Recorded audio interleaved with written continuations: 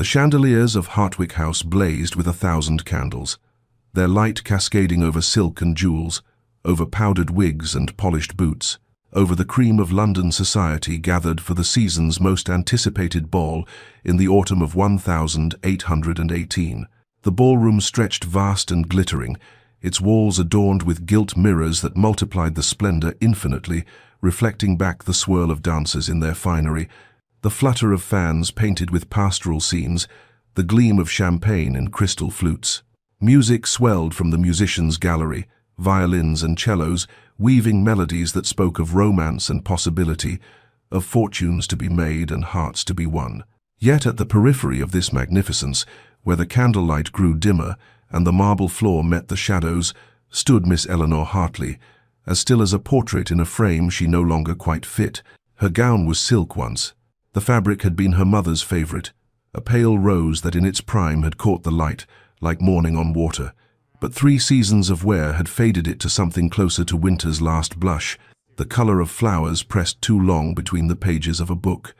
She had altered it herself each year, letting out seams here, adding fresh trim there, replacing the original Belgian lace with cheaper muslin ribbon that she'd carefully stitched to mimic the pattern of what had been lost. The bodice had been taken in twice, the hem let down once and then shortened again when the fabric grew too threadbare at the bottom, the sleeves reshaped from the fuller style of 1815 to the more fitted fashion now favored. If one looked closely, and Eleanor knew that society always looked closely, one could see the tiny, precise stitches where she had mended a tear near the waist, could notice that the ribbon at the neckline did not quite match the undertone of the silk,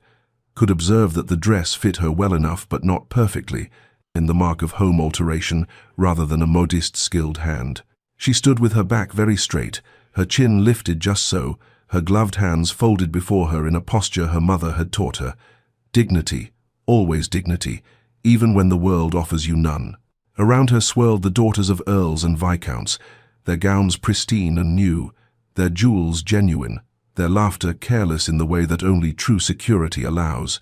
They danced past her in a blur of emerald and sapphire, of ivory and gold, their slippers never touching the same spot twice, while Eleanor remained rooted to her shadowed corner, observing rather than participating, present but not quite included. She told herself it was pride that kept her here, that she chose this distance, but beneath that pride lay something else, a quiet shame that burned like fever, the knowledge that she was seen, that her worn silk was noted and remarked upon in whispers behind fans, that she had become a cautionary tale mothers told their daughters about the perils of reduced circumstances. The gown had been beautiful once, had been her mother's joy, worn to assemblies and dinners when Papa was still alive and their modest estate still solvent, when Eleanor had been a child who believed that worth was measured in character rather than clothing.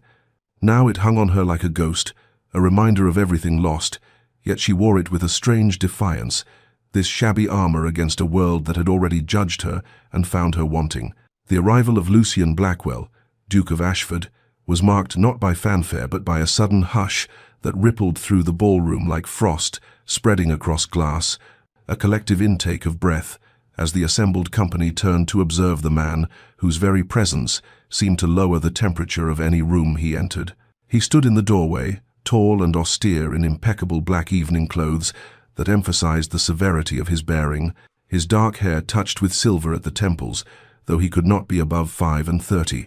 his face carved with the sharp precision of a monument to coldness, itself high cheekbones, a jaw that might have been sculpted from marble,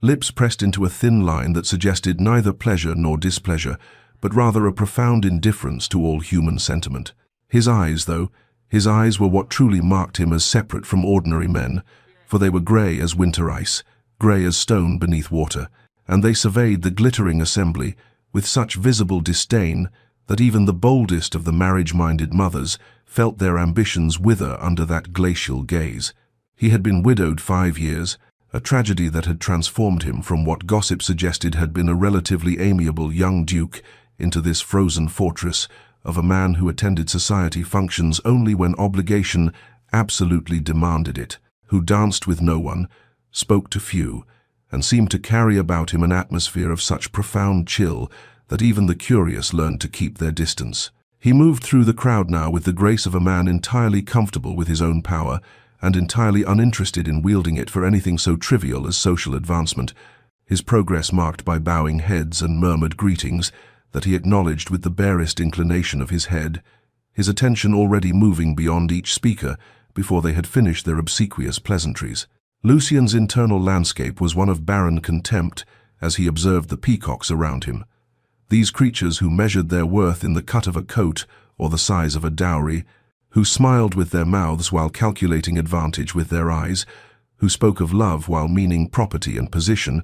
all of it a grand masquerade of meaninglessness that he was condemned to witness by the simple accident of his birth and title. It was as he surveyed this theatre of pretension that his gaze fell upon her,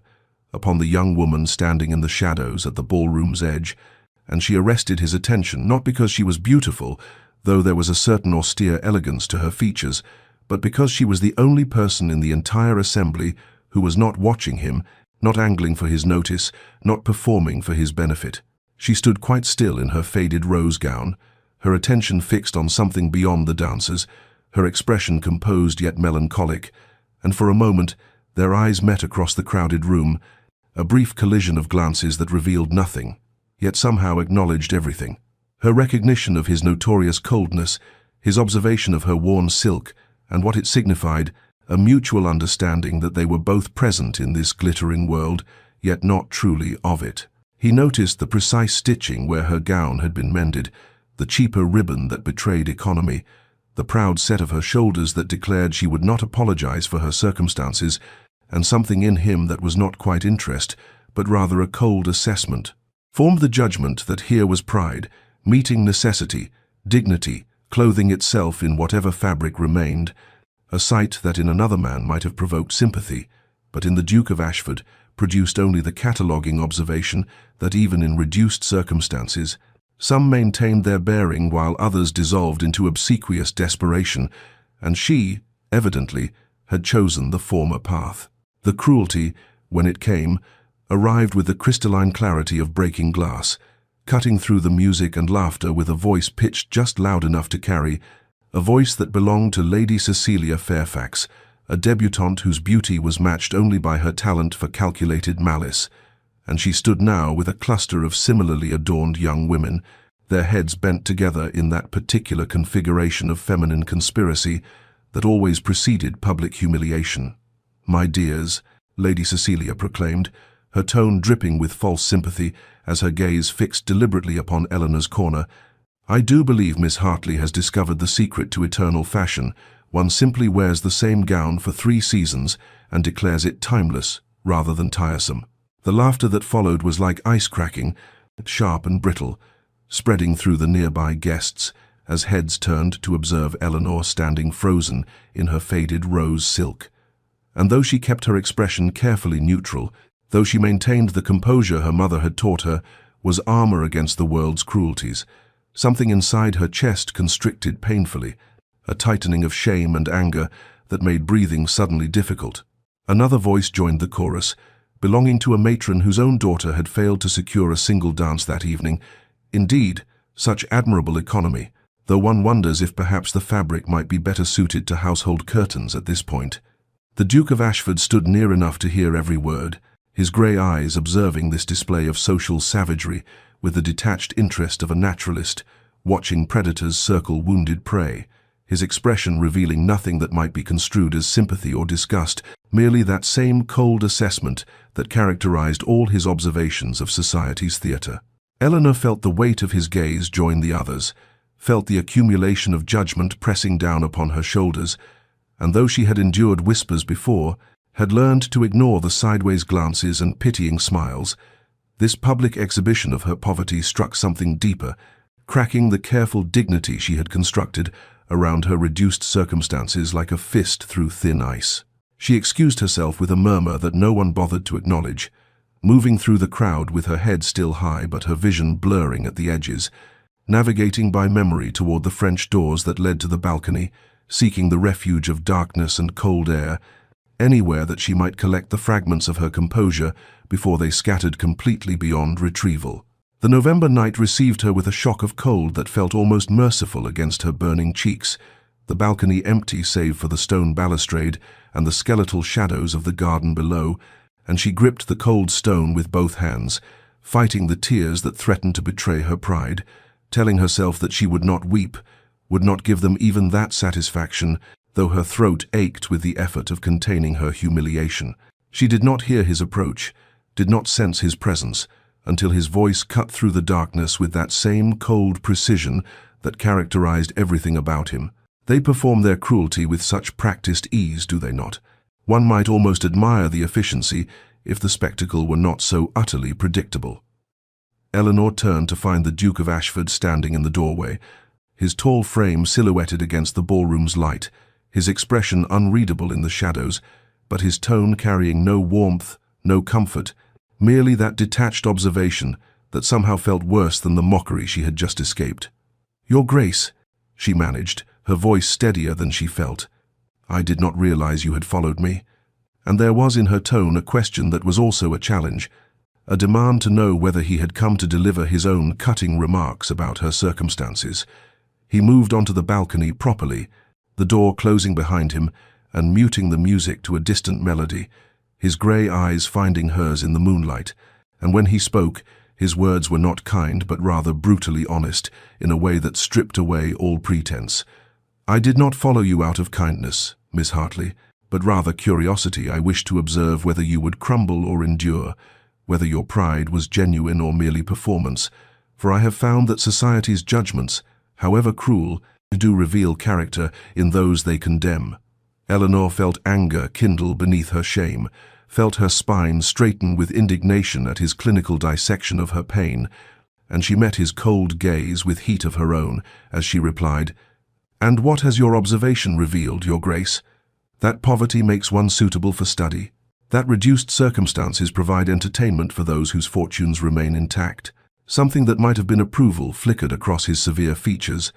though his voice remained frost-touched as he responded, "It has revealed that you possess more dignity in that worn gown than they possess in all their pristine silk combined, though I suspect you know this already, and find it cold comfort when faced with their mockery." They stood there in the November cold, two figures separate from the warmth and light behind them, and in that moment Eleanor perceived not a potential ally, but merely another observer of her misfortune, another aristocrat whose wealth insulated him from understanding, and she turned away from him to face the darkened garden, her voice quiet but firm as she said, "If you will excuse me, Your Grace, I prefer my humiliation without an audience." Her words a dismissal even as she remained acutely aware that he had not moved, that he continued to watch her with those penetrating grey eyes that seemed to catalogue every emotion she fought to conceal. 3 days passed, in which Eleanor attempted to return to the small routines that constituted her life, the careful management of their modest household, the stretching of resources that never quite stretched far enough, the tending to her Aunt Josephine whose health grew more fragile with each passing winter, and she had almost convinced herself that the encounter on the balcony had been merely another humiliation to catalogue and forget when the brass knocker sounded against their townhouse door with an authority that made their elderly maid startle in the hallway. Eleanor looked up from the household accounts she had been reviewing, her pen poised above figures that refused to balance no matter how many times she recalculated them, and heard voices in the entrance, their maid's nervous flutter. Then a deeper tone that carried the unmistakable weight of aristocratic command, and her heart performed an uncomfortable acceleration in her chest as she recognized that voice even before the maid appeared in the doorway of their shabby sitting room, her eyes wide with poorly concealed alarm, to announce that His Grace, the Duke of Ashford, requested an audience with Miss Hartley. The room itself seemed to shrink as he entered, his tall frame and immaculate attire serving only to emphasize the threadbare gentility of their circumstances, the faded wallpaper that Eleanor's mother had once thought charming, the furniture that had been elegant a generation ago but now showed its age in worn upholstery and joints that creaked with every movement, the carefully darned curtains that let in too much light through their thinning fabric, and Eleanor felt the weight of his grey gaze cataloguing every evidence of their reduced state, as she rose to greet him with what dignity she could muster. He wasted no time on pleasantries, declining her offer of tea with a curt gesture, instead launching directly into speech with that same cold precision that characterized all his interactions. "Miss Hartley, I have come on a matter of business, not courtesy, and I trust you will appreciate directness over the usual social pretensions." Eleanor remained standing, her hands clasped before her to still their trembling, watching as he continued without waiting for her response. "My late wife established a charitable foundation that has languished without proper management since her death 5 years ago, and I find myself in need of someone with both intelligence and organizational capability to resume its operations. I am prepared to offer you the position of director, with a salary of £300 per annum, lodging at my country estate when required, and full authority over the foundation's charitable disbursements within the budget I shall provide." The sum he named was staggering,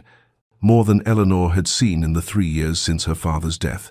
enough to secure physicians for her aunt, to pay their mounting debts, to purchase necessities they had learned to live without, and yet even as desperate hope kindled in her chest, pride rose to meet it with suspicion. For why would a duke offer such a position to a woman he had spoken to exactly once, a woman whose only qualification was evident poverty, and whose circumstances made her dependent enough to be grateful for any opportunity? She met his cold gaze with her own steady one, as she asked the question that burned beneath her gratitude. "Your Grace, I must inquire whether this offer is genuine employment or merely charity disguised as such, for I will not accept the latter no matter how prettily it is packaged." Something that might have been approval flickered in those grey eyes as he responded, "I suspected you would ask precisely that question, which is why I have brought the Foundation's current records for your examination. You will find them in a state of considerable disorder. The correspondence ceased, the accounts unclear, the entire enterprise frozen, as thoroughly as everything else in my life has been, these past 5 years, and I require someone who can resurrect it properly, not merely shuffle papers to justify a salary I provide out of misguided pity." He gestured to a leather case he had set beside his chair, continuing, "You may take the evening to review the materials, to determine whether the work is genuine and whether you are capable of undertaking it, and you may send your answer to me by tomorrow morning. If you decline, I shall seek elsewhere, and we need never speak of this again." Eleanor's aunt, who had been sitting quietly by the fire throughout this exchange, spoke for the first time, her voice quavering but determined. "Your Grace is most generous, but you must understand our position. We cannot afford the appearance of impropriety, and my niece's reputation is all she possesses beyond her character."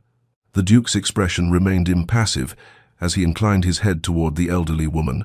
"Mrs. Hartley, I assure you the position is entirely proper. Miss Hartley would work primarily from Ashford Manor, under the supervision of my housekeeper. Her lodging would be in the guest wing with her own suite of rooms, and all correspondence would be conducted with appropriate formality. I am offering employment, nothing more and certainly nothing less." That night, after he had departed, leaving behind the leather case of documents, Eleanor and her aunt sat together reviewing the Foundation's records by candlelight, and what Eleanor discovered was exactly as he had described: a charitable enterprise of considerable scope that had indeed ceased all operations 5 years previous. The final entries in her predecessor's hand, showing disbursements to orphanages, hospitals, schools for the poor, widows' funds, and a dozen other causes now abandoned, and the work required to resurrect such an undertaking would be genuine and substantial, demanding intelligence, dedication, and organizational skill far beyond the mere pretense of employment. Her aunt's fingers trembled as she turned the pages, her voice soft as she spoke what they both knew. "My dear, the physician's bills from last month remain unpaid, and I fear my condition grows worse. With each chill we have, perhaps 3 months' funds remaining, if we are very careful, and after that." She did not finish the sentence, did not need to, for Eleanor knew precisely what came after their funds were exhausted, knew the cold mathematics of poverty and illness, and knew that pride was a luxury they could no longer afford, even as her heart rebelled against accepting what might still be pity, dressed as employment. The next morning, Eleanor sent her answer to Ashford House, accepting the position, with one stipulation written in her careful script, that if at any time the Duke found her work unsatisfactory, or if she discovered the position to be charity rather than genuine employment, Either party might terminate the arrangement immediately, without explanation or obligation, for she would maintain her dignity even in accepting his offer, would ensure that what she received was earned through her own capability rather than granted through his compassion. And if that pride was foolish in the face of their desperate circumstances, then it was a foolishness she could not seem to relinquish, no matter how loudly practicality argued against it. The carriage journey from London to Ashford Manor consumed the better part of a day, carrying Eleanor through landscapes that shifted from the grey smoke of the city to the rolling hills of the countryside, their autumn colours muted beneath an overcast sky that seemed to mirror the uncertainty churning in her chest. And as the vehicle finally turned through iron gates onto a tree-lined drive, she caught her first glimpse of the estate that would become her home, a sprawling stone manor house of Jacobean architecture, its mullioned windows reflecting the dying afternoon light like watchful eyes, its chimneys rising against storm clouds with a severity that matched its owner's countenance. And there was about the entire edifice an air of magnificent melancholy, as though the house itself had frozen in grief alongside the Duke who inhabited it. Mrs. Winters, the housekeeper, awaited her in the entrance hall, a woman of perhaps 50 years whose iron-grey hair and rigid posture suggested discipline rather than warmth, and she received Eleanor with professional courtesy that stopped precisely short of welcome, showing her through corridors hung with portraits of Blackwell ancestors, whose painted eyes seemed to judge this interloper from the middle classes, and up a grand staircase whose marble steps were worn smooth by generations of aristocratic feet, to a suite of rooms in the east wing that took Eleanor's breath with their unexpected grandeur. The bedchamber alone was larger than the entire ground floor of her London townhouse, furnished with pieces that would have fetched enough at auction to settle all her debts twice over. The bed hung with damask curtains in deep blue, the windows overlooking gardens that stretched toward distant woods, and Eleanor stood in the center of this luxury, feeling like an impostor, her worn traveling dress and single trunk of belongings emphasizing the gulf between her circumstances and this setting, though she lifted her chin with determination and thanked Mrs. Winters with dignity that refused to acknowledge the disparity. The library, where she was to conduct her work, proved even more overwhelming, a two-story chamber lined floor to ceiling with leather-bound volumes, tall windows letting in the grey afternoon light, a massive desk positioned before the fireplace, with papers stacked in careful order awaiting her attention. And here Eleanor discovered the first evidence of the late Duchess, for one entire section of shelving contained nothing but the Foundation's records, correspondence files, account ledgers, all frozen at a moment 5 years previous, when the woman who had created this charitable enterprise had ceased to exist. That first evening, alone in the library after Mrs. Winters had departed, Eleanor began her examination of the work that would justify her salary, and what she found was a portrait of a woman painted not in oils but in careful script, in notations about orphans' schooling and widows' pensions, in letters that radiated warmth and genuine concern for those the Duchess of Ashford had sought to help, and Eleanor felt her throat tighten as she realized this was not merely abandoned administrative work, but rather a frozen monument to interrupted compassion, to a life cut short mid-sentence, to grief so profound that the Duke had been unable to touch these records without touching the ghost of his beloved wife. The room itself bore evidence of his abandonment, dust motes dancing in the firelight, ledgers that no hand had opened in half a decade, correspondence still arranged as though awaiting responses that would never come, and Eleanor understood with sudden clarity that in accepting this position she had agreed not merely to resurrect a charitable foundation, but to disturb the careful preservation of grief, to animate what had been deliberately frozen, and the weight of that responsibility settled upon her shoulders alongside her determination to honor both the Duke's late wife and the work itself, to prove that this opportunity was earned through capability rather than received through pity, even as she acknowledged to herself that the coldness she had perceived in the Duke might be nothing more than ice formed over a wound that had never properly healed. Eleanor's first week at Ashford Manor unfolded in the library's quiet isolation, each day revealing new layers of the Foundation's former scope as she worked through correspondence files that documented a web of charitable connections spanning the entire county and beyond orphanages in London that had received quarterly stipends, a school for the deaf that the late Duchess had personally funded,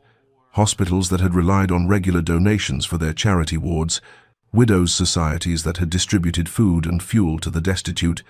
and dozens of individual families whose letters spoke of Catherine Blackwell's personal involvement in their lives, her remembrance of children's names and birthdays, her understanding that charity was not merely the distribution of funds, but the recognition of human dignity in those who received it. The Duke avoided Eleanor with what seemed like deliberate intention,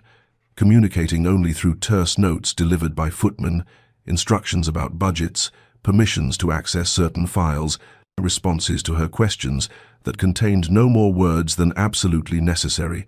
and she found herself working in a silence broken only by the crackling of the fire and the scratch of her pen as she began the painstaking process of drafting letters to resume these abandoned connections, explaining the hiatus, requesting updates on circumstances, offering the Foundation's renewed support if it was still needed or desired. She wore her old gowns while working, the same faded dresses she had brought from London, though her salary would now permit the purchase of new ones. But old habits of frugality died hard, and she could not quite bring herself to spend money on personal adornment when her aunt's medical bills remained unpaid and their London debts still loomed. And besides, there was a certain comfort in familiar fabric, in garments that asked nothing of her but honest work, that made no pretensions to a status she did not truly occupy. It was on the fourth day, while searching for a specific ledger in the back shelving,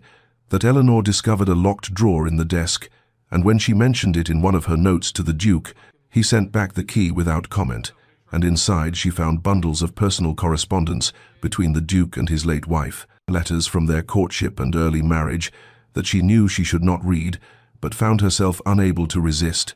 And what she discovered there shook her understanding of the cold man who now inhabited this frozen house. The letters revealed a love match of extraordinary depth, not the arranged marriage she had assumed, for here was Lucian Blackwell writing with warmth and humour and tender observation, describing his days to Catherine with details he thought might amuse her, confessing fears and hopes with a vulnerability that seemed impossible in the man she knew. And Catherine's responses showed equal devotion, equal intelligence, a meeting of minds as well as hearts. And Eleanor felt like an intruder reading these intimate exchanges, even as they compelled her forward, even as they made her wonder what catastrophic grief must be required to transform the man in these letters into the ice-cold Duke who could barely bring himself to acknowledge her presence in his house. That evening, she encountered him in the hallway outside the library, both of them stopping abruptly at the unexpected meeting, and in the candlelight she searched his face for some trace of the man who had written those letters. But his expression remained impassive, his grey eyes cold as he inquired whether she required anything for her work, and when she said no, he nodded once and continued past her, leaving Eleanor standing alone in the corridor wondering whether that warm, loving man was dead along with his wife, or merely buried so deep beneath ice that no thaw could ever reach him. And which possibility, she thought with uncomfortable self-awareness, troubled her more than it should, given that she was merely his employee, hired to resurrect his wife's charitable work, not to resurrect the man himself from the grief that had clearly claimed him as thoroughly as death had claimed Catherine Blackwell. Eleanor requested a meeting with the Duke after 2 weeks of working in isolation, her findings too significant to continue communicating through terse notes, and she sent her request through Mrs. Winters with a formality that masked her nervousness, for she had not spoken directly with him since that brief hallway encounter, and when word came back that he would receive her in his study at 3 o'clock, she found herself adjusting her faded grey gown with hands that trembled slightly, telling herself this anxiety stemmed purely from professional concern and not from the uncomfortable awareness that the man in those letters had begun to haunt her thoughts in ways that were decidedly improper for an employee. The study proved as severe as its owner, all dark wood and leather, the walls lined with books that looked more decorative than read, and the Duke sat behind a massive desk with the afternoon light from the tall windows, turning his grey eyes to silver as he gestured for her to sit, his expression one of carefully controlled patience, as though he were granting her an audience he could ill afford to spare. And Eleanor straightened her spine and began her presentation with a composure that refused to acknowledge his intimidating presence spreading her carefully organized notes across the desk between them while explaining the scope of what his late wife had built. The dozens of charitable connections that had been severed by grief, and the good work that awaited resurrection, if he would permit her to proceed. He listened with apparent disinterest, his gaze fixed somewhere past her shoulder, his fingers drumming once against the desktop in what might have been impatience,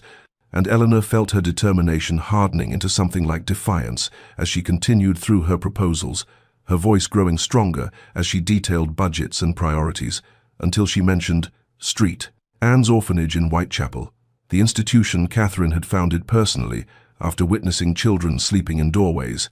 And something shifted in the Duke's expression, a crack appearing in the ice as his eyes finally focused on Eleanor's face with an intensity that stole her breath. He asked, his voice rough as though from disuse, whether she had found correspondence regarding Street, Anne's. And when Eleanor produced the file she had set aside for this moment, he reached for it with hands that trembled visibly, a tremor he could not quite control, and she watched as he opened the folder and stared down at his late wife's handwriting, at descriptions of children's faces and progress reports written in Catherine's distinctive script, and the grief that crossed his features was so raw, so carefully unguarded for just that instant, that Eleanor felt as though she were witnessing something sacred and terrible, a glimpse beneath the frozen surface to the wound that had never healed. He asked, without looking up from the papers, whether Eleanor would read portions of the correspondence aloud, claiming the script was difficult in the afternoon light, though they both knew this for the lie it was, and she complied, her voice steady and gentle as she read Catherine's words about a girl named Margaret who had learned her letters,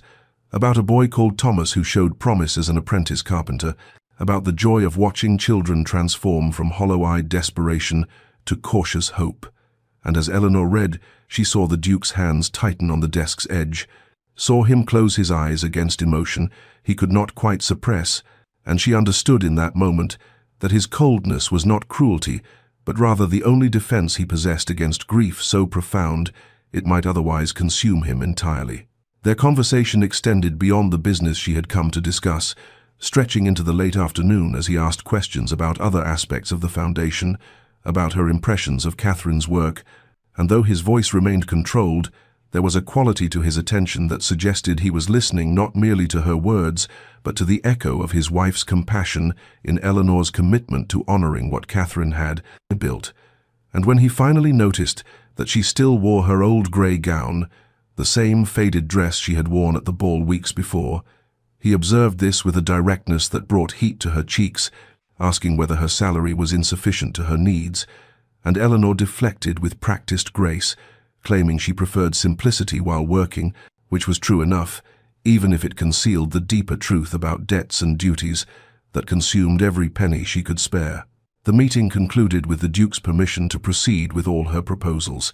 his agreement delivered in that same controlled voice that revealed nothing beyond professional approval, yet as Eleanor gathered her papers and rose to leave, she caught him watching her with an expression she could not quite interpret,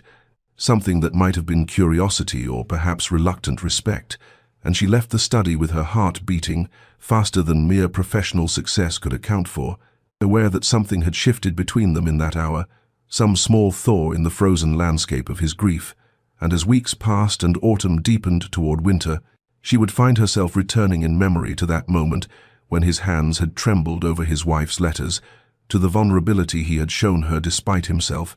and she would wonder whether the warm man in those courtship letters might yet be rescued from the ice, even as she told herself sternly that such thoughts were the height of foolishness, that she was his employee and nothing more, that his grief belonged to a love so profound her own growing feelings were merely shadows by comparison,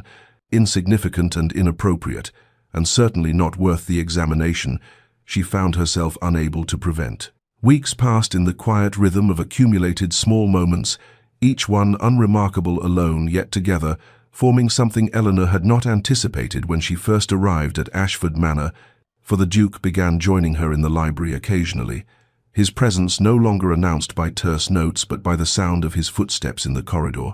the opening of the door, his silent settling into the chair opposite her desk, where he would review ledgers or correspondence while she worked.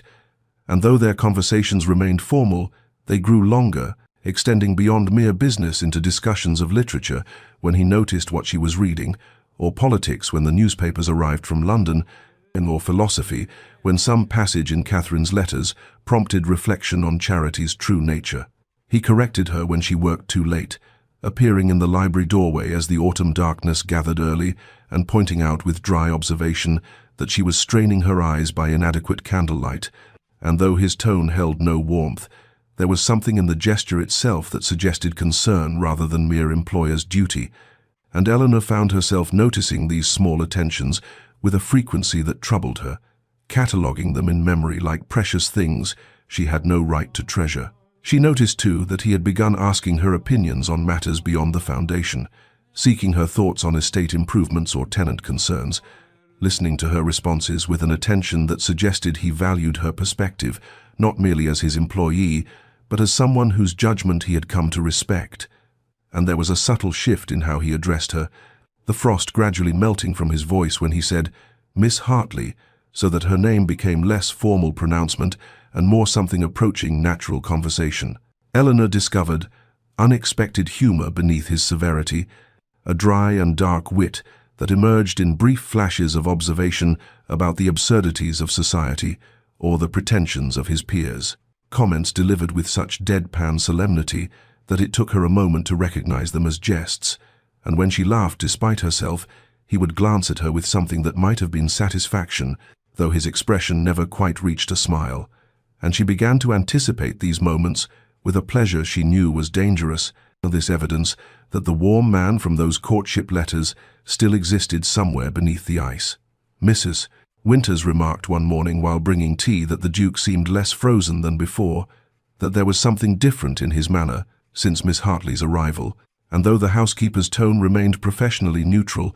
there was approval in her eyes, and Eleanor heard similar observations in the whispers of housemaids and footmen, the servants' gossip that travelled through the manor's corridors, speaking of their master's gradual thaw, and she told herself sternly that she was merely fulfilling her professional duties, that any change in the Duke's demeanour stemmed from the resurrection of his wife's charitable work, and not from Eleanor's presence specifically. Yet she could not quite convince herself of this comfortable lie. She acknowledged privately, in the quiet moments before sleep when honesty could not be avoided, that she had begun to care about him beyond professional respect, that somewhere in these weeks of accumulated small gestures and lengthening conversations, she had developed feelings that were decidedly improper for an employee toward her employer, feelings that made her heart quicken when she heard his footsteps approaching the library, that made her acutely aware of his presence across the desk, that filled her with foolish hope whenever his grey eyes lingered on her face a moment longer than necessity required, and she knew this path led only to heartbreak, for he was a duke, still mourning his beloved wife, and she was merely the poor relation he had hired out of some combination of duty and possibly guilt. Yet knowing this did nothing to prevent her heart from its betrayal, from its insistence on caring despite all reason, and as October advanced toward November and the foundation work brought them into ever closer collaboration, Eleanor found herself caught between the professional composure she maintained in his presence and the growing emotional truth she could acknowledge only in solitude, aware that she was falling into something from which there would be no graceful retreat, no protection against the inevitable pain, when this temporary arrangement ended and she returned to her former life, but unable, despite this knowledge, to guard her heart as wisdom demanded, and for the Duke's gradual transformation, from frozen isolation to something approaching human connection, was too compelling to resist, too precious to witness without becoming invested in its continuation, and Eleanor accepted with melancholic resignation that she would carry the cost of these feelings long after she left Ashford Manor, that caring for Lucian Blackwell would leave marks on her heart as permanent as the carefully mended seams in her faded gowns. A fierce October storm arrived without warning on an evening when Eleanor's aunt was visiting neighbours in the village, the sky darkening to bruised purple as wind howled around Ashford Manor's stone walls, and rain lashed against the tall windows, with such violence that Eleanor abandoned any thought of returning to her rooms, choosing instead to remain in the library where she worked through dinner, absorbed in correspondence with a hospital in Manchester that Catherine had supported, so focused on her task that she barely noticed the passage of hours until the Duke appeared in the doorway, carrying a tray of food, an unprecedented gesture that made her look up in startled surprise, as he explained with dry observation that Mrs. Winters feared she would work herself into illness if someone did not intervene, and Eleanor accepted the meal with murmured thanks while he settled into the chair opposite hers, the thunder rolling overhead and lightning illuminating the room in brilliant flashes that threw strange shadows across the book-lined walls and created an atmosphere of enforced intimacy, as though the storm had isolated them from the ordinary world and its careful proprieties. He did not leave after delivering the meal but remained, reviewing papers with apparent concentration, though Eleanor sensed his attention was not fully engaged, and when she rose to examine the portrait of Catherine that hung above the fireplace, a beautiful woman with warm eyes and a gentle smile, she expected him to withdraw or grow cold, yet instead he joined her before the painting and began to speak about his wife with an openness he had never before displayed,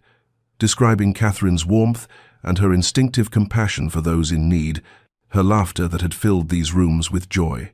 And then his voice grew quieter as he told Eleanor what he had never spoken aloud in the 5 years since her death, the terrible day when Catherine had labored to bring their child into the world and failed,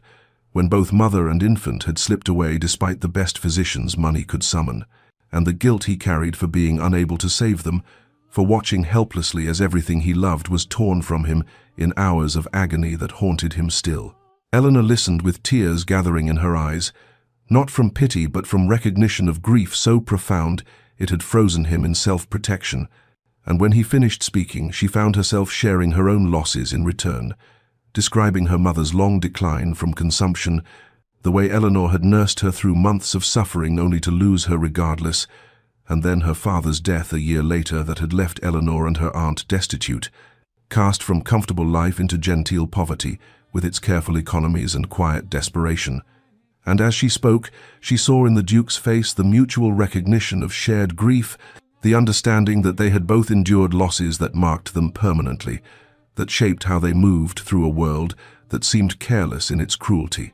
The thunder crashed directly overhead, and the lightning illuminated them, frozen in that moment of communion. Two people who had learned to guard their hearts standing together before the portrait of a woman whose absence had defined both their lives, his through direct loss, Eleanor's through the charitable work that had become her purpose, and the emotional breakthrough that passed between them was not dramatic, but quiet and profound, a settling of understanding that neither had expected when the storm began, but which felt inevitable now, as though the accumulated weeks of small gestures and lengthening conversations had been leading toward this honest exchange of pain. And when the Duke finally turned from Catherine's portrait to meet Eleanor's eyes, there was something different in his expression, a softening of the ice that had protected him, a willingness to be seen in his vulnerability that he had shown no one since his wife's death. And Eleanor understood with sudden clarity that she was witnessing his first real step toward healing, toward allowing himself to feel something beyond frozen grief. And the knowledge that she had played some small part in this thawing filled her with a tenderness she could not quite name and dared not examine too closely, for the boundaries between them remained even as something essential had shifted in the storm-darkened library. The local assembly arrived 3 weeks after the storm, an annual gathering of the county's gentry held in the modest assembly rooms of the nearby market town, and Eleanor received an invitation addressed to her as the Duke's foundation director, a gesture of respect from the local families who had begun to notice the charitable work's revival under her management, and though she might have declined, she found herself accepting, partly from professional duty and partly from a desire to prove she could face society again without the shame that had marked her earlier encounters. And so she prepared for the evening wearing her familiar gown, the pale blue silk that had been her mother's favorite, retrimmed once more with fresh ribbon purchased from her salary, the fabric showing its age in the slight fading along the seams and the thinness of the material where it had been altered and re-altered over 3 seasons of use, yet still presentable enough for a country assembly, or so Eleanor believed as she descended the stairs of Ashford Manor, where the Duke waited to escort her. His expression unreadable as he noted her dress but said nothing, merely offering his arm with formal courtesy that had become familiar over the months of their growing connection. The assembly rooms were warm and crowded when they arrived, filled with local families and minor gentry, who greeted the Duke with respectful deference, and Eleanor with curious interest, for her position at Ashford Manor had sparked speculation among the county society, and she moved through the rooms with careful composure, discussing the foundation's work with several ladies who had offered donations and accepting compliments on the revival of Catherine's charitable projects. Yet, as the evening progressed, she felt the familiar weight of being observed, of being assessed, and found somehow wanting despite her respectable position, and when she moved toward the refreshment room to escape the scrutiny for a moment, her gown caught on a protruding door hinge that some careless servant had failed to repair properly, and the fabric, worn thin from years of use and too many careful mendings, tore with a sound that seemed impossibly loud in the crowded space, ripping dramatically from hem to hip in a gash that exposed her petticoat and the skin of her leg beneath, and Eleanor froze in mortification as heads turned toward the sound, as she tried desperately to gather the torn fabric to cover herself, as whispers erupted around her like wildfire spreading through dry grass, and she saw in the faces surrounding her the same cruel amusement she had witnessed in that London ballroom 3 seasons ago, the same judgment that reduced her to nothing more than the poor relation in the worn-out gown, and her composure shattered as tears of humiliation gathered in her eyes, and her hands trembled, trying to hold the ruined silk together. The Duke witnessed this from across the room where he had been conversing with the local magistrate, and in the space of a heartbeat, something transformed in his expression. The careful control he maintained, cracking to reveal fury so intense, it silenced the whispers around Eleanor, and he crossed the distance between them in swift strides that made the crowd part instinctively and in an unprecedented action that would be discussed in the county for months afterward. He removed his own coat without hesitation and wrapped it around Eleanor's shoulders, the fine wool falling to her knees and covering the torn gown completely, and then, before she could protest or resist, he swept her into his arms as though she weighed nothing and carried her toward the door, his face set in lines of such cold rage that no one dared speak or laugh, and Eleanor found herself pressed against his chest, hearing the rapid beat of his heart as he moved through the assembly rooms, ignoring every stare and shocked expression, and he carried her to his waiting carriage, despite her whispered protests that she could walk, that he was creating a scandal, that everyone would talk. Yet he seemed not to hear, or perhaps not to care, as he settled her on the velvet seat and took his place beside her, calling to his driver to make haste to Ashford Manor, and only when they were moving through the dark countryside did he speak, his voice rough with an emotion she had never heard from him before, an anger that was not directed at her but at the circumstances that had forced such economy, at the society that valued appearance over character, at his own blindness in not preventing this humiliation, and Eleanor understood through her tears that the Duke's fury was entirely on her behalf, a fierce protectiveness that shook something loose in her carefully guarded heart. In the carriage, Eleanor sat trembling beneath the weight of the Duke's coat, the fine wool still carrying the warmth of his body and the faint scent of sandalwood and leather, while outside the horses moved swiftly through the darkness toward Ashford Manor, and inside the silence stretched between them, thick with unspoken emotion, until the Duke spoke with a roughness in his voice she had never heard before, demanding to know why she had not used her salary to purchase new gowns, why she had continued wearing fabric so worn it could not withstand the simple act of passing through a doorway, and Eleanor felt fresh tears gather as she explained with quiet dignity that every penny of her wages had been saved for her aunt's medical care, for the physician visits that grew more frequent as the elderly woman's heart weakened, for the medicines that provided some small comfort, and for the old debts her father had left unpaid when he died, the obligations of honor that must be settled regardless of their current poverty. And she would not spend money on herself when others depended upon her. When her aunt had sacrificed so much to keep them both respectable after Eleanor's world had collapsed, and the Duke listened with his jaw clenched and something blazing in his grey eyes that was not anger at her but at circumstances, at a world that forced such choices upon women of intelligence and character, and when she finished speaking, he was silent for a long moment before he said in a voice barely above a whisper that he had seen her pride and her strength from that first night in London, when she stood alone at the periphery of the ballroom, refusing to bow beneath the weight of society's judgment. And what he felt in that moment was not pity but something far more dangerous, something he had believed himself incapable of feeling again, a recognition that beneath her worn silk and careful economy lived a spirit that matched his own in its fierce refusal to surrender to grief or circumstance,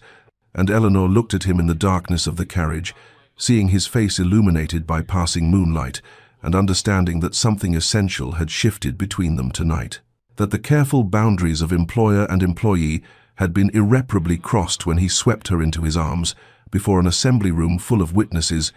and she did not know whether to feel terror or relief at this development, only that her heart beat with painful intensity against her ribs, and her breath came shallow and quick. That night the Duke could not sleep,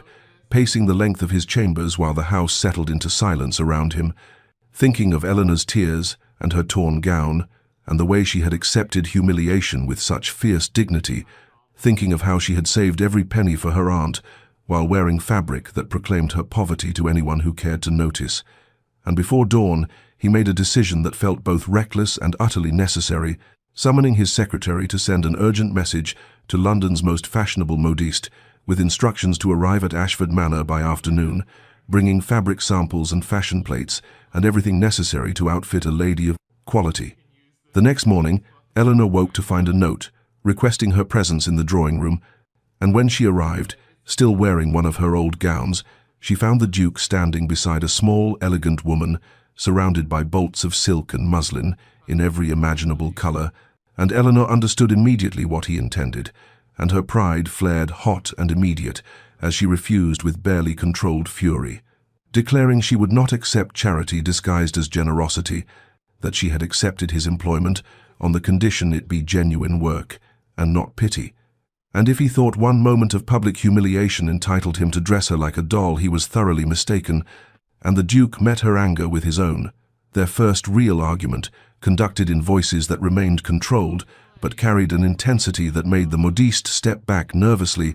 his autocratic insistence meeting her fierce independence in a clash of wills that neither seemed prepared to surrender, until finally he spoke the words that broke through her resistance, saying quietly and with devastating sincerity that she honored his wife's work with dignity and dedication, that she had brought Catherine's charitable vision back to life when he had been too frozen in grief to preserve it himself, and he asked only that she allow him to honor her work in return, to provide her with garments suitable to the position she held. And Eleanor stood trembling with the force of her conflicting emotions, understanding that this was not charity but recognition, not pity but respect, and perhaps something more that neither of them dared yet name. The fitting sessions began the following morning and continued over several days, transforming the quiet library into a temporary workshop where the modiste measured and draped, while Eleanor attempted to maintain focus on her correspondence. The woman's skilled hands moving over Eleanor's shoulders and waist with professional efficiency as she murmured notes to her assistant about alterations and proportions, and Eleanor found herself experiencing a peculiar mixture of wonder and discomfort as bolts of silk and muslin were held against her skin for comparison, colors she had not worn in years because such fabrics had become impossibly beyond her means, the deep emerald that brought out the green in her hazel eyes, the sapphire blue that recalled her mother's favorite shade, the ivory silk so fine it seemed to shimmer in the afternoon light, streaming through the library windows, and though she tried to work through the fittings, she could not help but run her fingers over the materials with barely concealed longing, remembering what it felt like to wear something beautiful not because it had been carefully mended and retrimmed, but because it was simply new and lovely. Yet even as she marveled at the fabrics, she remained uncomfortable with the expense, with the knowledge that the Duke was providing this when she had insisted their arrangement be one of employment rather than charity, and she caught herself more than once on the verge of stopping the entire process before reminding herself of his words about honoring her work as she honored Catherine's, though whether she truly believed this rationalization or simply wanted an excuse to accept what her pride would otherwise refuse, she could not entirely determine. The Duke observed these sessions from the library doorway more than once, though he pretended not to when Eleanor glanced in his direction. His presence felt even when he remained silent as the modiste worked, and Eleanor wondered what he saw when he looked at her draped in fine fabrics, whether he was comparing her to Catherine, or simply ensuring his investment in her wardrobe was proceeding appropriately. Yet she could not ask, and he did not offer explanation, maintaining the careful distance that had characterized their relationship, even as something unspoken shifted between them after the night of the torn gown. And when the first completed dress arrived 1 week later, Eleanor stood before the mirror in her chamber, feeling almost like a stranger to herself. The deep emerald silk transforming her appearance in ways she had not anticipated, the color bringing warmth to her complexion, and the expert tailoring, creating an elegance that her old gowns could never achieve, regardless of how carefully she had maintained them. And she descended the stairs that evening for dinner, with her heart beating faster than the occasion warranted, uncertain why this particular dress made her feel so vulnerable. And the Duke stood in the entrance hall in conversation with his steward regarding some matter of estate business when he saw her, and he stopped mid-sentence as though his thoughts had scattered completely, his carefully controlled expression cracking for just a moment to reveal something that looked almost like wonder before he mastered himself again, though his eyes remained fixed upon her with an intensity that made her breath catch. And when the steward departed, he approached her with formal courtesy and asked if she would do him the honor of dining with him that evening, not as his employee, but as his companion, a request that shifted the ground beneath their carefully maintained boundaries, and Eleanor accepted with equal formality, though her hands trembled slightly as he offered his arm to escort her to the dining room. And that evening, their conversation flowed with an ease that had been building over months of accumulated moments, but had never quite emerged until now, their words ranging from the foundation's work to literature to observations about the changing season.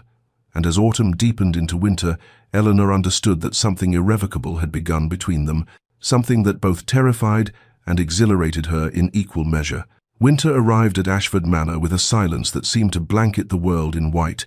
transforming the estate into something both beautiful and austere, and under Eleanor's careful management, the foundation work expanded beyond what even the Duke had anticipated. The correspondence she had initiated in autumn, now bearing fruit as schools reopened their doors to children who had been turned away for lack of funds, as hospitals received donations that allowed them to treat patients regardless of their ability to pay, as families who had struggled through 5 years without support found themselves once again connected to the charitable network Catherine had built. And Eleanor found herself working alongside the Duke daily, as they visited tenant families in their cottages to assess their needs for the harsh season ahead, traveled to nearby villages to inspect the charitable institutions that relied upon the foundation's support, and spent long hours in the library drafting letters and reviewing accounts. And during these shared labors, small touches accumulated like snowflakes building into drifts, his hand steadying her elbow when they walked together on icy paths, his immediate attention when he noticed her shivering despite her cloak, as he insisted she accept his warmer wrap. His quiet observations when she worked too late into the evening, that she looked tired and should rest, gestures that might have seemed merely courteous from an employer, but which carried an unmistakable quality of personal concern that made Eleanor's heart beat faster, even as she tried to maintain appropriate distance between them. She observed his transformation with wonder and growing trepidation, watching as the ice that had encased him since Catherine's death continued its slow thaw, the grey eyes that had been so cold when she first met him, now warming when they rested upon her. And he smiled occasionally at something she said, a real smile that transformed his severe features into something almost gentle. And once she even heard him laugh at a wry observation she made about a particularly pompous charity administrator, a sound so unexpected that she stopped mid-sentence in surprise, and the household staff noticed these changes with knowing glances and whispered conversations in the servants' hall, Mrs. Winters remarking to the butler that the master seemed less frozen than he had been in all the years since the Duchess died, that Miss Hartley had somehow accomplished what no one else had managed, bringing warmth back to Ashford Manor simply through her steady presence and quiet competence. Yet even as Eleanor witnessed and contributed to this transformation, she felt her own internal conflict intensify with each passing day. The growing feelings she harbored for the Duke warring against the impossible reality of their situations, for she remained technically his employee. Despite the evenings, they now spent dining together and the easy conversations that flowed between them. And he was still a duke, while she was the daughter of minor gentry who had died leaving nothing but debts, and society would never accept such a union, regardless of whatever genuine affection might exist between them. and she knew with painful certainty that loving him was both inevitable and foolish, that she should guard her heart against hopes that could never be realized. Yet her heart betrayed her with every small kindness he showed, every moment his hand lingered on hers when passing documents, every time his eyes found her across a room with an expression that made her breath catch, and she lay awake at night in her beautiful chamber, wearing one of the silk nightgowns the modiste had provided, and acknowledged to herself that she had fallen in love with a man she could never have, that the careful boundaries between employer and employee had dissolved, without her noticing, until it was far too late to protect herself, and the knowledge filled her with both joy and despair in equal measure. As winter deepened around Ashford Manor and Christmas approached with all its promises of hope and celebration. Christmas arrived at Ashford Manor with the promise of celebration, though Eleanor had initially planned to return to her modest townhouse to spend the holiday with her elderly aunt, a prospect that filled her with both duty and melancholy, since it would mean leaving the Duke and the estate that had become more home to her than anywhere she had lived since her parents' deaths. Yet when word arrived that her aunt had been invited to stay with neighbors for the season and was quite content in their company, Eleanor found herself both relieved and uncertain, for it meant she would remain at Ashford Manor through the holidays with no clear reason to depart, and the Duke found her in the library 2 days before Christmas, examining correspondence from one of the Foundation's orphanages, and asked with careful formality whether she might consider remaining at the manor to help him resume the traditional Christmas celebrations that Catherine had once hosted for the tenants and staff, celebrations that had not occurred in the 5 years since her death, and Eleanor saw in his grey eyes something that looked almost like hope mixed with trepidation as he explained that he thought perhaps it was time to bring warmth back to Ashford Manor during the season that most demanded it, and she agreed with a flutter in her chest that had nothing to do with the work itself and everything to do with the way he looked at her when she accepted. The days that followed were filled with preparations that transformed the melancholic manor into something alive with possibility, Eleanor and the Duke working side by side to oversee the decorating of the great hall with holly and ivy, brought in from the estate grounds, planning the Christmas feast with Mrs. Winters, who seemed delighted to see the old traditions restored, and selecting small gifts for the tenant children from the nearby village. And during these shared labors, Eleanor felt the barriers between them continuing to dissolve in ways both wonderful and terrifying, their hands brushing as they hung garlands along the banister, and their shoulders touching as they bent together over lists of preparations. And once when they were hanging holly above the library door, their hands met on the same branch, and neither pulled away immediately, the moment extending until Eleanor's breath caught, and the Duke's fingers tightened slightly over hers before he released the branch with what seemed like reluctance. And later that evening, as they sat before the fire in the drawing room, reviewing the final preparations, he spoke with unexpected vulnerability about how he had not celebrated Christmas since Catherine died, how the joy of the season had seemed like a betrayal of his grief, but that Eleanor had somehow made him remember that joy need not diminish the love he had felt for his late wife, that perhaps one could honor the past while still embracing the present, and Eleanor felt tears prick her eyes at this confession, though she blinked them away and told him quietly that she thought Catherine would have wanted him to find happiness again, and that grief honored through perpetual darkness served no one, and he looked at her with such intensity that she had to glance away before her heart revealed itself entirely. The Christmas feast itself was a transformation of the manor into something warm and celebratory. The great hall filled with tenants and staff who had not gathered for such festivities in half a decade, the tables laden with traditional dishes, and the air rich with the scent of roasted meats and spiced wine. And Eleanor wore one of her new silk gowns, a deep burgundy that seemed appropriate for the season, and the Duke was openly attentive to her throughout the evening in ways that did not escape the notice of the assembled company, ensuring she had the best portions of food, bringing her mulled wine when her cup emptied, laughing at her observations about the various guests with a warmth that made Mrs. Winters exchange knowing glances with the butler, and the gossip among the servants intensified with speculation about what exactly was developing between the master and Miss Hartley, whether employment might transform into something more permanent and intimate. And as the evening drew toward its close, the Duke led Eleanor through the decorated hall to show her something, and they found themselves standing beneath the kissing bough that hung in the entrance hall. Sprigs of mistletoe and holly twisted together with red ribbon, and for a long moment they simply looked at each other as the sounds of celebration faded into background noise, his hand lifting to touch her face with a gentleness that made her tremble, and she saw in his eyes an emotion that went beyond gratitude or friendship into territory that both thrilled and frightened her. And he leaned toward her slowly as though giving her time to retreat, and her own eyes fluttered closed in anticipation, but at the last moment, before their lips could meet, he pulled back sharply, conflict written across his features, and Eleanor opened her eyes to see him stepping away with what looked almost like pain, and he apologized in a voice rough with suppressed emotion, before turning and leaving her standing alone beneath the kissing bough, with her heart racing and her hands shaking, and the knowledge that whatever lay between them had reached a point where it could no longer be ignored or dismissed as merely the natural warmth between employer and employee. And she retreated to her chamber that night with the certain understanding that something would have to break or change, that they could not continue suspended in this state of unacknowledged longing, and she lay awake listening to the wind against the windows and wondering whether the new year would bring resolution or heartbreak to what had begun so unexpectedly in autumn. January arrived at Ashford Manor with bitter cold that seemed to seep through stone and mortar, frost painting intricate patterns on every window, and ice transforming the estate grounds into a landscape of crystalline beauty and treacherous paths. And it was during the second week of this harsh month that word arrived which shattered the fragile peace Eleanor had found in her life at the manor, a hastily written note from her aunt's neighbor, informing her that the elderly woman had fallen gravely ill with a fever that showed no signs of breaking,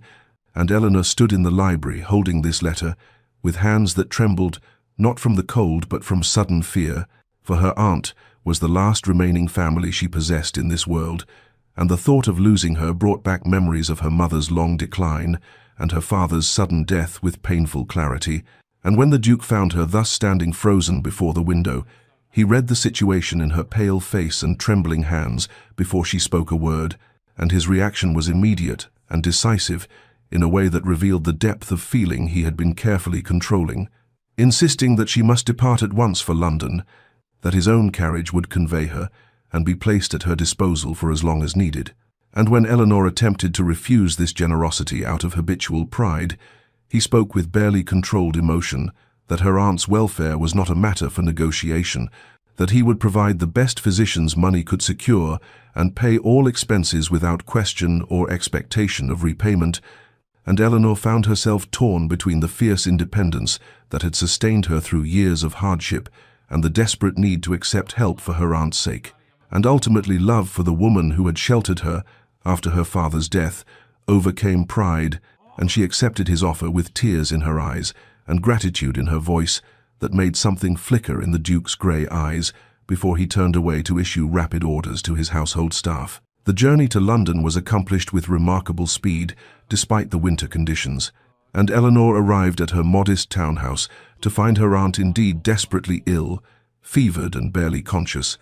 and she threw herself into the work of nursing with the same focused determination she had once applied to the Foundation's correspondence. Sitting vigil through long nights and attending to every detail of care, and true to his word, the Duke sent the finest physicians in London, who examined her aunt with grave faces and prescribed treatments that Eleanor could never have afforded on her own, and deliveries began arriving at the townhouse with frequency that astonished the neighbors.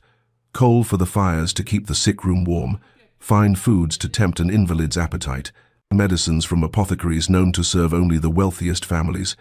and blankets of such quality that Eleanor knew they must have come from Ashford Manor itself, and she accepted these gifts with gratitude that was tempered by the strange ache of missing the Duke with an intensity that surprised her, for she had grown so accustomed to his presence in her daily life that his absence felt like a physical wound. Then, on the fourth day of her vigil, came an unexpected sound at the door, and Eleanor descended from the sick room with exhaustion evident in every line of her body, to find not a delivery, but the Duke himself, standing in her shabby parlour, looking entirely out of place among the worn furniture and faded curtains, and he explained with careful formality that he had come to inquire after her aunt's progress, but Eleanor saw through this pretense immediately, for his eyes betrayed a concern that went far beyond polite interest in an employee's family troubles. and they stood together in that modest room, surrounded by all the evidence of her former poverty, the threadbare carpet and the chair with its carefully mended upholstery, and the grate that burned coal only because he had provided it. And the Duke's real purpose became unmistakably clear when he took her hands in his own and spoke with a vulnerability she had never heard from him before, his voice low and rough with suppressed feeling, as he said that he had tried to remain at Ashford Manor, had told himself that her absence was temporary and he must simply wait for her return, but that he found he could not bear it, could not endure another day without seeing her and assuring himself of her welfare. And then he spoke words that Eleanor had not dared hope to hear, his grey eyes holding hers with an intensity that made her breath catch, as he said, "I believed myself frozen beyond revival, Miss Hartley, a man who had lost the capacity for warmth or joy or any feeling beyond the grey acceptance of duty. But you have proven me wrong in every particular. You have brought light back into rooms that have been dark for 5 years, and I find that I cannot pretend any longer that what I feel for you is merely gratitude or professional respect, or anything so easily categorized and controlled." And Eleanor felt her carefully maintained composure begin to crack as she listened to this confession, her heart racing and her hands trembling in his grasp. And she knew in that moment that whatever barriers remained between them, whatever obstacles society might place in their path, the truth of their feelings had been spoken aloud at last and could not be taken back or dismissed or ignored, and the knowledge filled her with both terrified hope and the certain understanding that nothing would ever be the same again. The morning after the Duke's confession brought an unexpected and unwelcome visitor to Eleanor's modest townhouse, for Lady Pemberton arrived in a carriage that seemed too grand for the shabby street, the Duke's elder sister descending with the practiced elegance of one accustomed to command, and entering the parlour with a formality that immediately put Eleanor on guard. And after the briefest of courtesies, Lady Pemberton came directly to the point with a pragmatism that was almost refreshing in its lack of pretense, saying that she had heard certain rumours concerning her brother's attachment to his employee, and had come to assess the situation for herself, and Eleanor felt her spine stiffen with defensive pride, even as she maintained outward composure, recognizing in Lady Pemberton not cruelty, but rather the cool calculation of someone who understood society's rules with perfect clarity and saw the complications that genuine feeling could not overcome. Lady Pemberton was not unkind as she laid out the realities that Eleanor had already considered in her own sleepless nights, speaking of how a duke's marriage to a woman of Eleanor's background would create scandal that would follow them both through every ballroom and drawing-room in England, how whispers would suggest he had married beneath himself out of misplaced gratitude or worse motivations,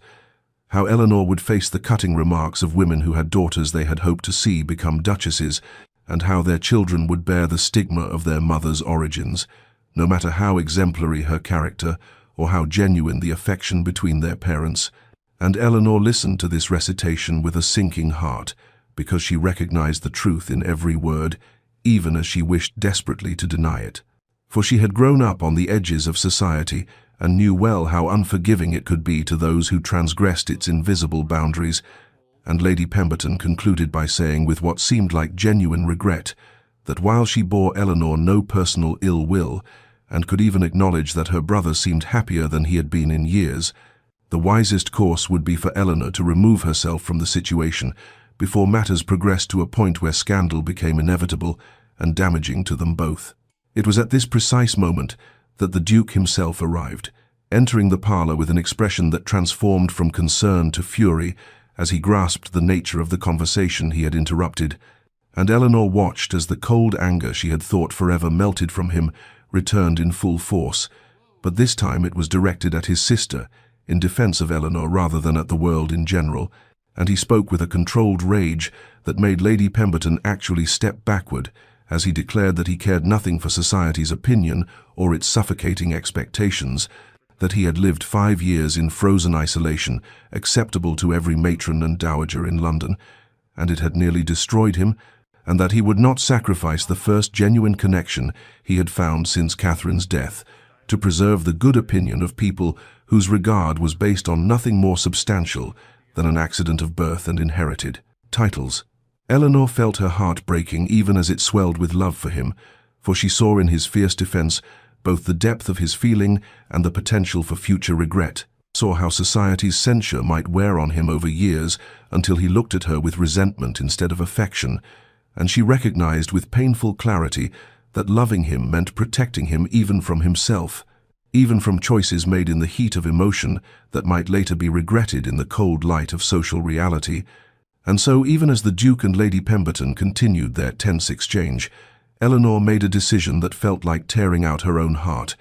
resolving that once her aunt recovered sufficiently, she would leave not just the townhouse, but London itself, would remove herself entirely from the Duke's orbit, so that he might find someone suitable to his position, someone who could stand beside him without occasioning whispers or creating scandal. And though the decision felt like choosing death over life, she told herself it was the final and greatest gift she could give him, the sacrifice of her own happiness for his long-term welfare and peace. Eleanor's aunt recovered slowly over the following weeks, the fever breaking at last, and strength returning by increments so gradual that each day seemed to bring barely perceptible improvement. And during this time of watchful waiting, Eleanor made her painful preparations for departure, composing a letter of resignation that she rewrote 7 times before achieving the proper tone of professional gratitude without revealing the devastation beneath each carefully chosen word. And when at last her aunt could sit up without assistance and take nourishment without difficulty, Eleanor knew she could delay no longer the decision that felt like severing her own limbs, and so she requested an audience with the Duke and delivered her notice with a composure that cost her every ounce of strength she possessed, informing him with manufactured calm that she had secured another position and would be leaving his employ within the fortnight, the lie sitting like ash on her tongue, but necessary to prevent him from offering solutions that would only prolong the agony of their impossible situation. The Duke's reaction was terrible in its restraint,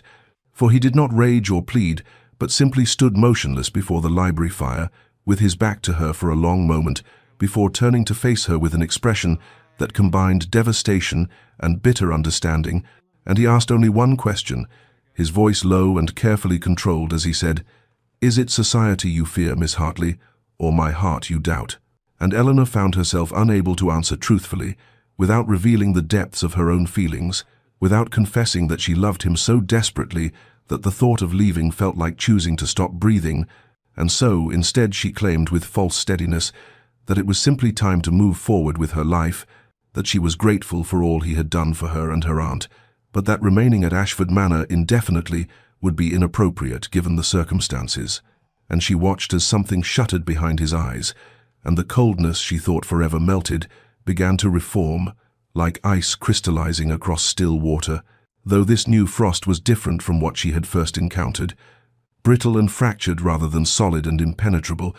as though it might shatter entirely at the slightest pressure. The days that followed were marked by excruciating formality, as they moved through the motions of concluding her employment, the Duke communicating through terse notes once more and avoiding her presence, except when absolutely necessary. And Eleanor packed her belongings with hands that trembled and eyes that burned with tears she refused to shed, and she made arrangements for her departure with the same meticulous attention to detail she had once applied to the Foundation's correspondence,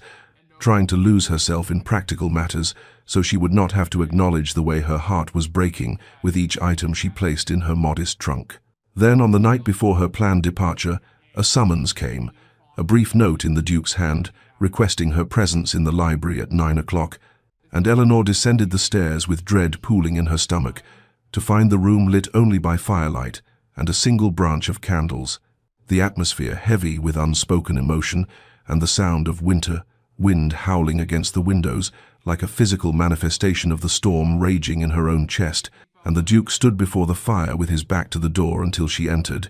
at which point he turned, and she saw in his face such carefully controlled anguish that she nearly went to him despite all her resolutions, and he crossed to his desk and retrieved a document which he presented to her with hands that were almost steady, explaining in a voice devoid of inflection that he had instructed his solicitors to draw up papers making her director of the charitable foundation, permanently and independently, with authority and income that would not require her continued residence at Ashford Manor, or indeed any connection to him beyond the professional oversight of the foundation's work, and he concluded by saying with devastating quietness,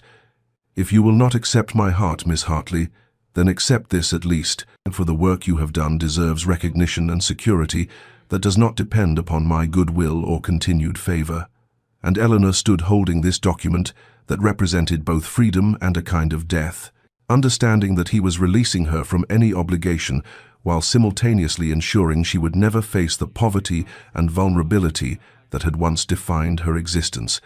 And the generosity of it, the selflessness wrapped in formal legal language, finally broke through the defenses she had constructed around her feelings and left her standing in the firelit library with tears streaming down her face and her heart laid bare at last. Eleanor broke then, the careful composure she had maintained through weeks of impossible decisions shattering like the ice that had once encased the Duke's heart, and the words poured from her in a torrent she could no longer contain, her voice breaking as she confessed that she loved him with a desperation that terrified her, and that she had loved him, perhaps since the moment he had wrapped his coat around her torn gown and carried her from that assembly with such fierce protectiveness, but that she refused to be the instrument of his social ruin, refused to become the poor relation he married, out of misplaced obligation or pity, only to regret years later, when society's whispers wore away at whatever affection he felt now, refused to condemn their future children to bearing the stigma of their mother's inadequate birth and watching their father's reputation diminish because he had chosen feeling over prudence. And she told him through tears that leaving him was killing her, but staying would destroy them both eventually. That she loved him too much to allow him to make a choice in passion that he might spend decades regretting in the cold reality of ballrooms and drawing rooms, where his Duchess would never be fully accepted, no matter how exemplary her character or conduct. The Duke moved then with sudden intensity, crossing the space between them in 2 strides and taking her face between his hands with a gentleness that contradicted the fierce emotion blazing in his eyes, and he lifted her chin until she had no choice but to meet his gaze fully, as he spoke, with an intensity that seemed to burn away the last remnants of the frost that had once defined him, saying that she misunderstood everything if she believed he would ever regret choosing her, that he had been dying before she arrived at Ashford Manor, existing but not living, frozen in a grief that was slowly turning him into something less than human, and that she had brought him back to life, not through any deliberate seduction or manipulation, but simply by being herself, by bringing intelligence and compassion and fierce independence to work that his late wife had loved, by seeing him as a man rather than a title, by challenging him and matching him and never once asking him to be anything other than what he was. He told her that he cared nothing for society's opinion compared to the genuine connection they had built together over months of working side by side, that he would rather face 1,000 cutting remarks and closed doors with her at his side than spend another day in the frozen isolation that society had found so acceptable when he was properly grieving and appropriately distant, and his proposal, when it came, was not dressed in flowery poetry or romantic declarations, but rather in the honest recognition of what they had built together through accumulated small moments and shared purpose, saying simply that he wanted to spend the rest of his life with the woman who had taught him that joy need not be betrayal of past love, that it was possible to honor what had been lost while still embracing what might be found, and would she do him the extraordinary honor of becoming his wife, not because he pitied her circumstances, but because he genuinely could not imagine his future without her presence illuminating it. Eleanor felt her resistance crumble under the absolute sincerity in his voice and eyes, felt all her careful arguments about social propriety and future regrets dissolve in the face of his unwavering certainty, and when he asked if she trusted him, trusted that he knew his own heart and mind well enough to make this choice with full understanding of its implications, she found herself nodding even as tears continued to stream down her face, and then his mouth was on hers in a kiss that was desperate and relieved, and filled with all the accumulated longing of months spent fighting an attraction that had grown despite every practical obstacle, and Eleanor kissed him back with equal fervor, her hands finding their way into his dark hair as his arms pulled her against him with a possessiveness that sent heat rushing through her entire body. And in that firelit library with winter wind howling outside, they sealed their agreement to face whatever society might say or do together, choosing the genuine connection they had found over the easier path of separation and safety, choosing love over fear and possibility over the comfortable prison of isolation. Spring arrived with the kind of gentle insistence that made winter's harshness seem like a distant memory, and the Duke and Eleanor married in the chapel at Ashford Manor on a morning when apple blossoms drifted like snow across the grounds, and the air carried the scent of renewal and possibility, their wedding quiet by society standards, but rich with genuine feeling, as tenant families gathered alongside the few members of the ton whose affection for the Duke outweighed their concern for convention, and Lady Pemberton stood as witness with an expression that combined resignation and reluctant approval, for she had witnessed her brother's transformation over the preceding months, and could not deny that Eleanor had accomplished what 5 years of society's sympathy and careful matchmaking had failed to achieve, restoring warmth to a man she had feared lost forever, to grief's frozen isolation. Eleanor wore a gown of ivory silk and Brussels lace that the Duke had commissioned from London's finest modiste. Beautiful, not for its cost but for what it represented. A gift offered with respect rather than pity, acknowledgement of her worth rather than charity to ameliorate her poverty, and as she stood beside him speaking vows that promised partnership and mutual devotion, she thought briefly of the faded gown that had defined 3 seasons of her life, and felt no shame in the memory,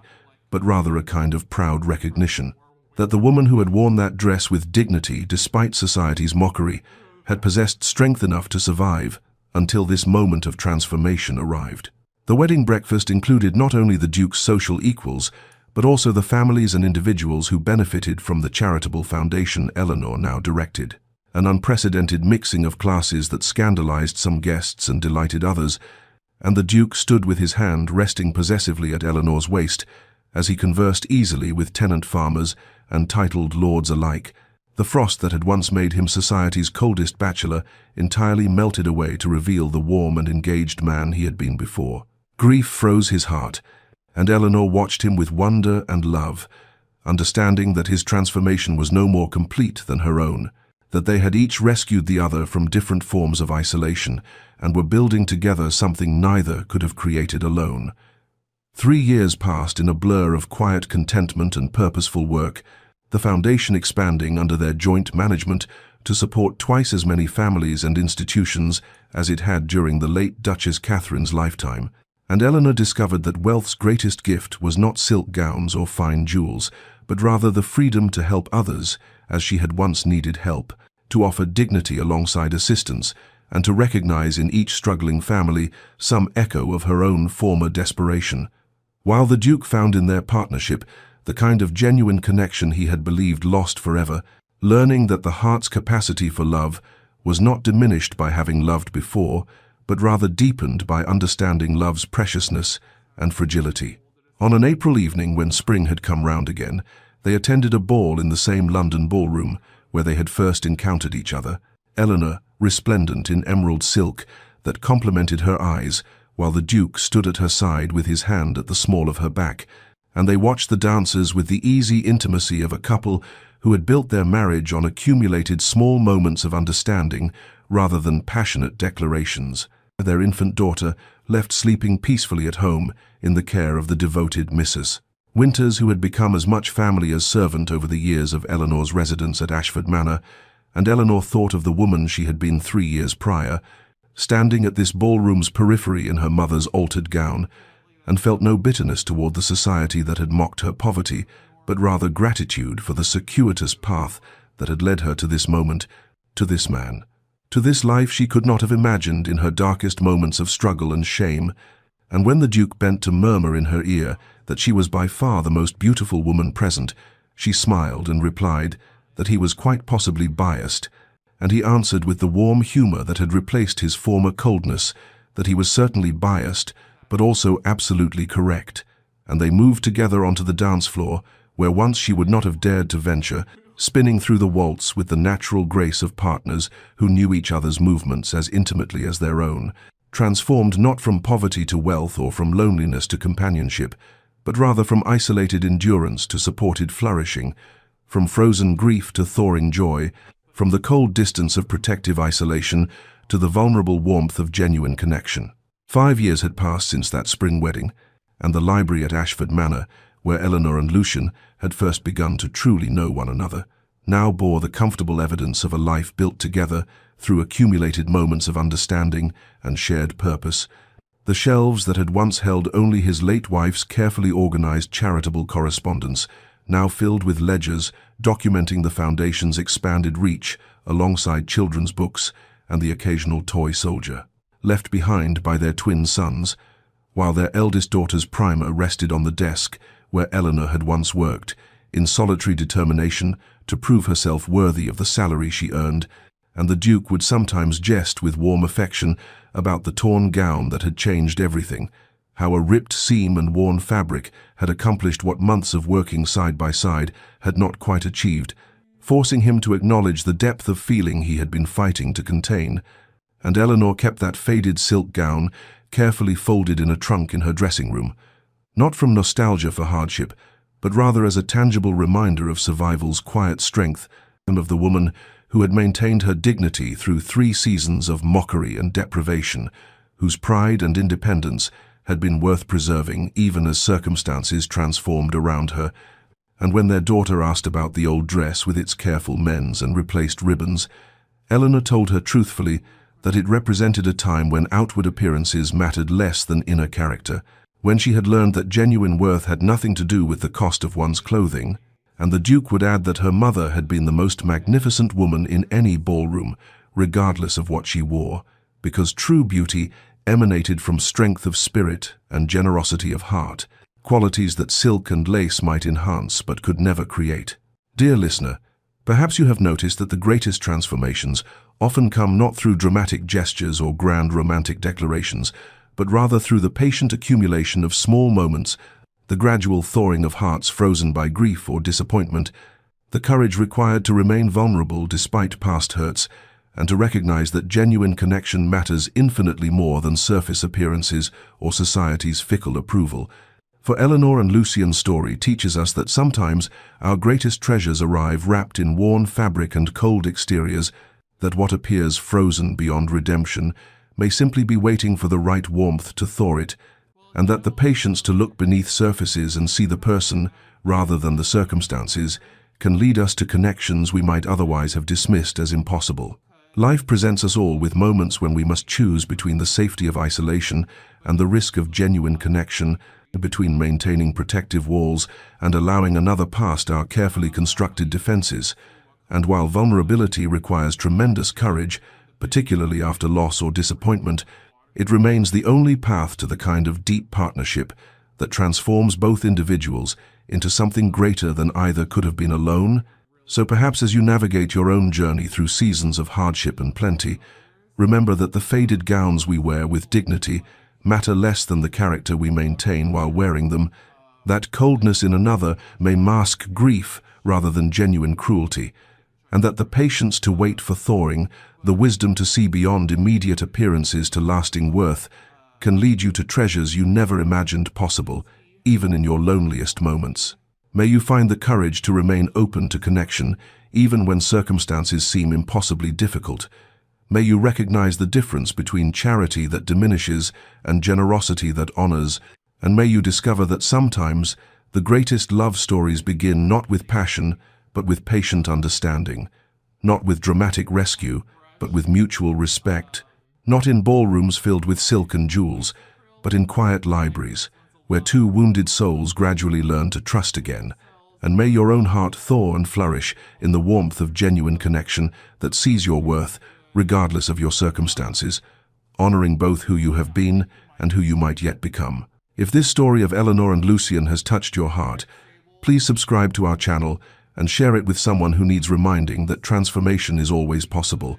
that frozen hearts can thaw, and that sometimes our greatest treasures come wrapped in the most unexpected packages.